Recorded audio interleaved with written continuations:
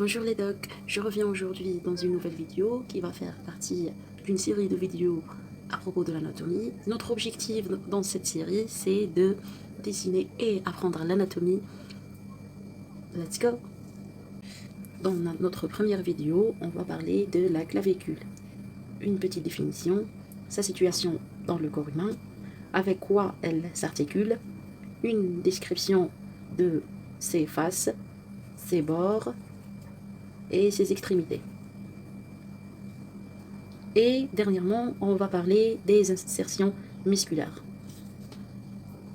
La clavicule, dans sa définition, c'est un os long formant avec l'omoplate la ceinture scapulaire. Un os long, il est long. Il forme avec l'omoplate la ceinture scapulaire. Sa situation, elle est située à la partie antéro-supérieure du thorax. Antéro-supérieure. Elle est supérieure et antérieure, antéro-supérieure du thorax. Les articulations, elles s'articulent en dehors, elles s'articulent en dehors avec l'acromion, elles s'articulent en dedans avec le sternum et le premier cartilage costal. Sa description, elle présente à décrire deux faces. Une face supérieure, celle-là, c'est la face supérieure. Si on prend un être humain debout et on le voit d'une vue supérieure, on voit cette face-là de la clavicule. Et une face inférieure, elle a deux faces. Elle présente à décrire aussi deux bords. Un bord antérieur, celui-là c'est le bord antérieur, et un bord postérieur. Et à la fin, elle présente à décrire deux extrémités. Une extrémité médiane, celle-là c'est l'extrémité médiane, et l'autre extrémité c'est la latérale. La médiane aussi, on peut l'appeler sternale, parce qu'elle s'articule avec le sternum, et la latérale, on peut l'appeler aussi acromiale, parce qu'elle s'articule avec l'acromion. On va parler de la face supérieure. La surface de la face supérieure, elle est lisse. Elle présente des rugosités musculaires inconstantes pour les muscles sternocleidomastoïdiens, le deltoïde et le trapèze. On va dessiner cela. Alors ici, on a l'empreinte du muscle sternocleidomastoïdien. Elle est là.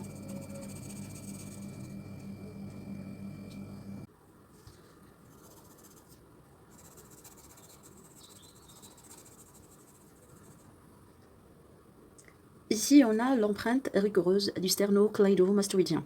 Là, on a l'insertion du deltoïde. Et là, à la fin, on a l'insertion du trapèze. Trapèze, deltoïde, muscle, sternocleidomastoïdien.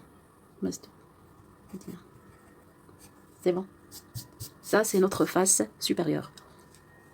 On passe à la face inférieure. La face inférieure présente plusieurs éléments qu'on va les dénommer un par un. Le premier élément, c'est la gouttière subclavier. Elle est là. C'est une gouttière.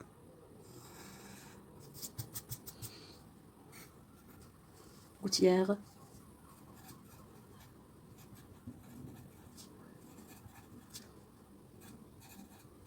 sous-clavier ou bien subclavier. Devant la gouttière, on a un foramen nourricier. Un trou nourricier. Celui-là. Foramen, ça veut dire trou.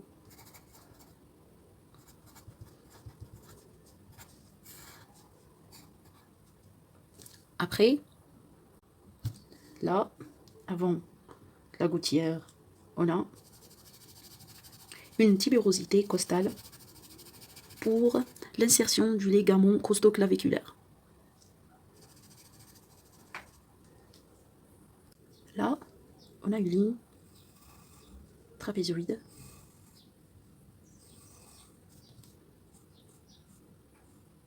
une tubérosité coracoïdienne pour l'insertion du ligament trapézoïde.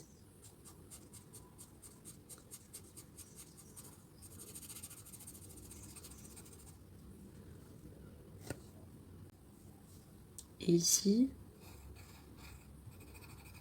on a une tubercule conoïde pour l'insertion des ligaments conoïdes. Tous ces ligaments, on ne peut pas les voir ici. Mais après, quand on va parler des articulations, là, on parle que de l'os et tout. Je sais que vous ne comprenez rien. Mais après, quand on avance dans les cours, on va comprendre. Et surtout, quand on va parler des articulations. Alors, on revient. Ici, on a une tubercule conoïde pour l'insertion du ligament conoïde. Et là, dernièrement, qu'est-ce qu'on a? On a l'empreinte rugureuse du sternocleido-hyoïdien. C'est un muscle de l'épaule. Après, on va parler des bords. On a le bord antérieur, celui-là. Je vais utiliser les couleurs pour mieux comprendre. Alors, je reviens. On a dit que le bord antérieur, celui-là, ce bord-là, une convexité, les 2/3 médians, ici, 2/3 médians. On a l'insertion du grand pectoral, ici, sur le bord même. On a l'insertion du grand pectoral.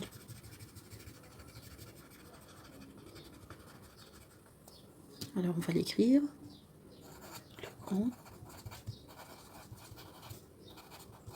C'est un muscle. Et pour la concavité, le 1/3 médiane, on a cette petite concavité qui va être pour l'insertion du deltoïde. Ici, on a l'insertion du muscle deltoïde. Pour le bord postérieur, celui-là, on a une concavité, les 2/3 médians, toujours. Les 2/3 médians, on a cette concavité et elle est pour l'insertion du muscle sternocleidomastoïdien. Là, on a cette... C'est pour l'insertion du muscle sternocleidomastoïdien.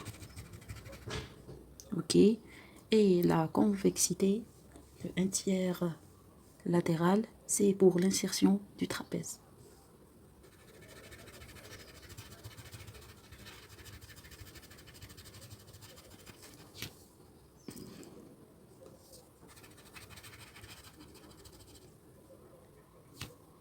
Alors, l'extrémité latérale, elle est aplatie en haut, de haut en bas, elle est aplatie.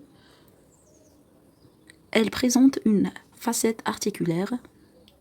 Celle-là, elle va représenter une facette articulaire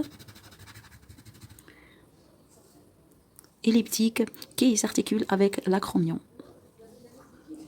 Et pour notre extrémité médiane, elle est volumineuse et elle présente une facette articulaire triangulaire qui s'articule avec le sternum et le premier cartilage costal.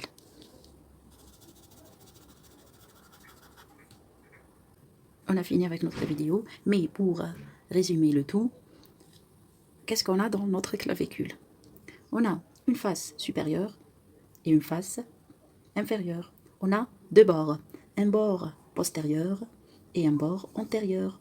On a deux extrémités, une extrémité médiane ou sternale qui va s'articuler avec le sternum. Ici, ça va être le sternum. Et on a une extrémité latérale, ça c'est la médiane. Et on a une extrémité latérale qui va s'articuler avec l'acromion.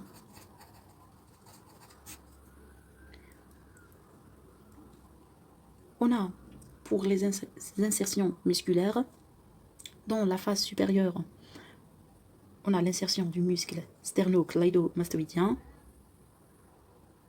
On a aussi l'insertion du deltoïde.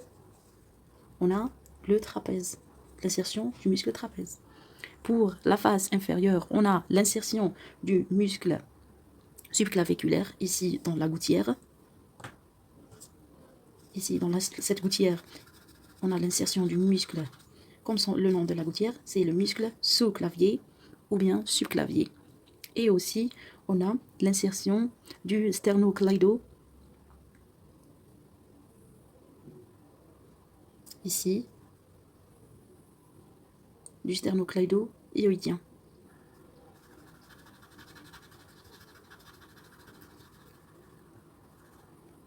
Et pour le bord antérieur, on a le grand pectoral, le muscle grand pectoral, le muscle deltoïdien aussi, on a déjà parlé de lui, le muscle deltoïde. Et pour le bord postérieur, on a l'insertion du trapèze